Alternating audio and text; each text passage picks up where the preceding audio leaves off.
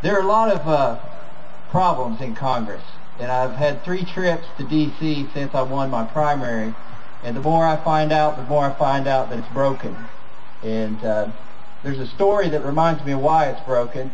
I think folks have forgotten what it means to do public service or to be a public servant.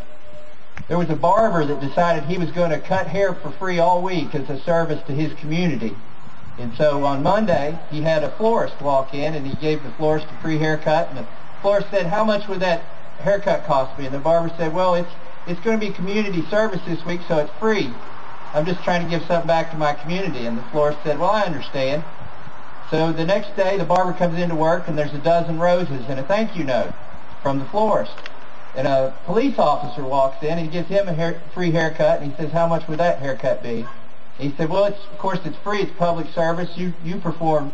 You're a public servant yourself. You should understand this." He said, "I sure do." And the next day, the barber walks in, and there's a dozen donuts waiting for him. Well, on the third day, a congressman walks in, and he says, he gets a very nice haircut, and he says, "How much would that haircut be?" And he says, "Don't worry about it. It's on the house."